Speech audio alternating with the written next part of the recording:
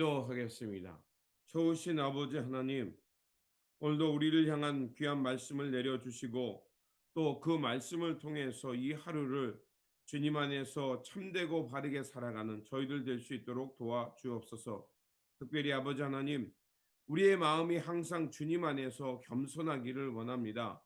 또는 하나님께서 어디로 이끌든지 그 하나님의 선한 역사가 있음을 믿고 신실하게 주님을 의지하면서 주님께서 이끄는 그곳을 향해 나아가게 하여 주옵소서.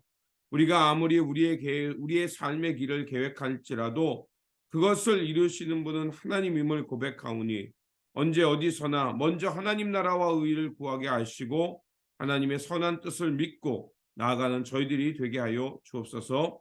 우리 구주 예수 그리스도 이름으로 기도드립니다. 아멘. 오늘 우리에게 주신 말씀은 사무엘상 10장, 본문 읽기는 10장 1절에서 12절입니다.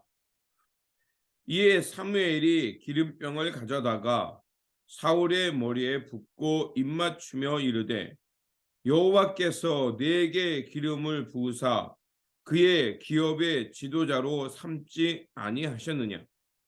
내가 오늘 나를 떠나가다가 베냐민 경계 셀사에 있는 라헬의 묘실 곁에서 두 사람을 만나리니 그들이 내게 이르기를 내가 찾으러 갔던 암나귀들을 찾은지라. 내 아버지가 암나귀들의 염려는 놓았으나 너희로 말미암아 걱정하여 이르되 내 아들을 위하여 어찌하리요 하더라 할 것이요.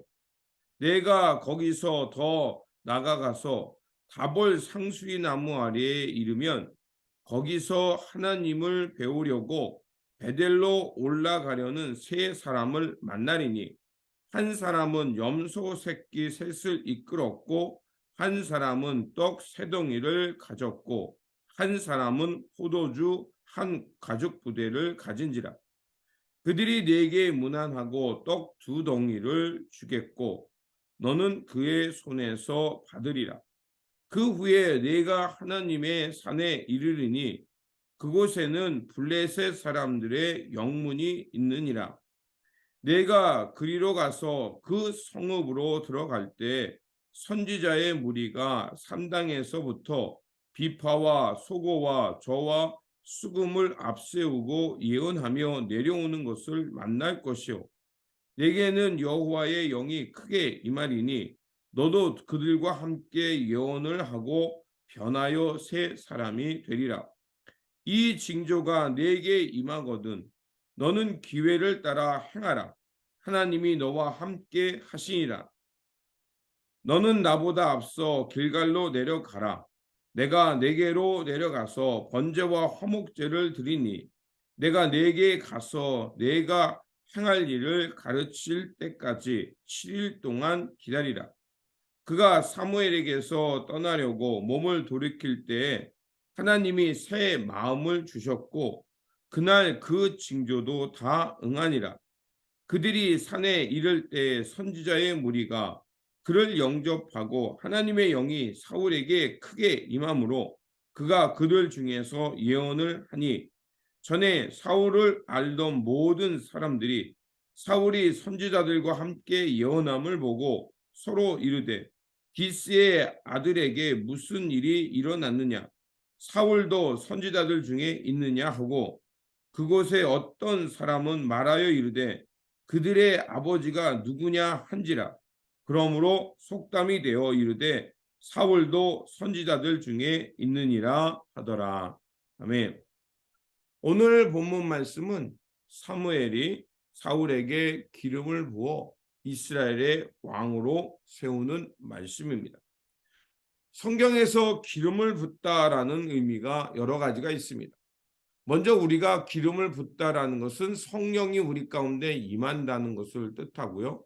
그래서 그 대표적인 말씀이 누가복음 4장 주의 영이 내게 기름 부으사라는 표현이 있죠. 그래서 그 이사의 말씀을 통해서 예수님께서 지금 하나님의 나라와 하나님의 뜻을 향해 당신이 나아가고 있음을 얘기하죠. 그래서 그 기름 부음은 그 성령이 함께하고 성령이 함께함을 통해서 가난한 자에게 복음을, 즉 하나님 나라의 확장을 향해 나아가는 의미가 있습니다. 그리고 기름 부었다는 것은 거룩하게 구별한다는 것입니다. 출애굽기 30장에 보면 이 기름 부음을 통해서 하나님의 그 성전에서 예배드릴 기물들을 거룩하게 구별하는 그 의식을 갖게 하셨습니다. 또한 오늘 본문 말씀 속에서 기름 부은다는 것은 하나님의 대리자로 세운다는 것입니다. 즉 하나님께서 이스라엘 백성들과 그 땅을 지키고 보호하시는 그 책임자로 하나님의 일을 대신 감당할 자로 세우신다는 의미가 있는 겁니다. 그래서 세상에서 왕을 세우고 그에게 권력과 힘을 주고 그가 신이 되는 것과는 구별되는 것이 있는 겁니다. 그래서 하나님께서는 세 가지 징조를 그에게 말함으로 이 왕이 되는 이 역할이 하나님이 그를 세우셨음을 알게 합니다. 첫 번째로 라헬 묘실 곁에서 두 사람을 만나서 아버지의 암나귀를 찾게 되었다라는 소식을 듣게 될 것이다 라고 말하고요. 두 번째로 다볼 상수리 나무 곁에서 세 사람을 만날 텐데 그들로부터 떡 2덩이를 받게 될 것이다. 그리고 마지막으로는 이제 선지자 무리를 통해서 성령이 그에게 강력하게 임함을 통해서 하나님의 기름 부으심의 사건이 일어났음을 알게 한다는 것입니다. 하나님의 영이 사울에게 임한다라는 것은 이제 더 이상 세상에 속한 자가 아니라 하나님 앞에 속한 자로 이제는 완전히 다른 존재가 되어 살아간다는 것을 말합니다. 그래서 어떤 일이 벌어지냐면 이제 새로운 속담이 만들어지는데 12절에 그곳에 어떤 사람이 말하여 이르되 그들의 아버지가 누구냐 한지라. 그러므로 속담이 되어 이르되 사울도 선지자들 중에 있느니라 하더라. 자, 성령이 임함으로 어떤 일이 변화됐습니까? 그가 근본적으로 변화되었다는 것입니다. 그리고 하나님의 영이 강력하게 임하자 사람들이 그가 변했다는 것을 알게 된다는 것입니다.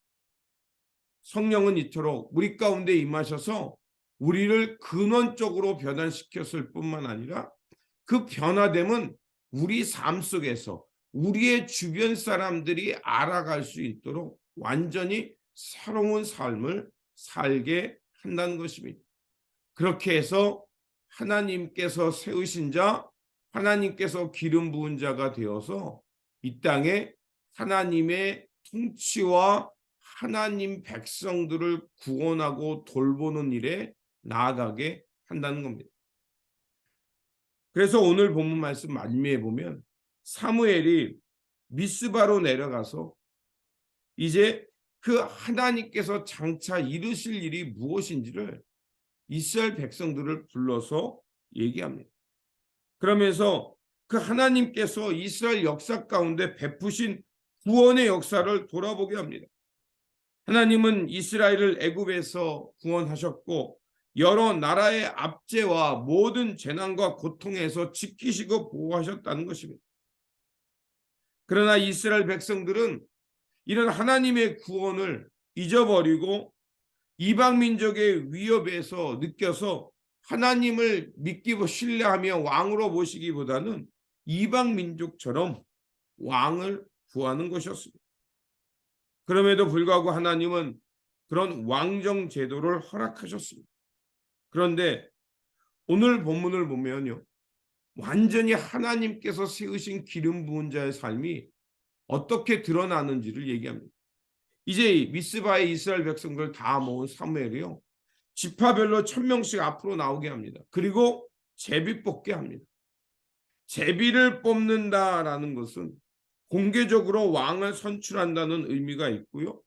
그리고 제비를 뽑아 누군가 세운다는 것은 그것이 바로 사람의 행위가 아니라 하나님이 하나님의 계획과 뜻 가운데 그를 선별했음을 말하는 의미가 있는 것이었습니다.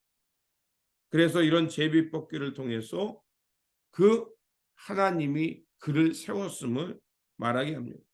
그런데 제비를 뽑혀서 사울이 왕으로 선출되었는데 그 현장에 없었습니다. 왜 그랬을까요? 그는 그 사역을 감당하기에, 그 직책을 감당하기에 너무나도 큰 부담이 됐기에 처음에는 이렇게 부끄러워서 사람들 짐에 숨는 사람이 되었습니다. 그럼에도 불구하고 하나님이 계획하시고 이루어 가시자 이제 그가 이스라엘 백성들의 왕이 되고요. 많은 백성들은 환호합니다.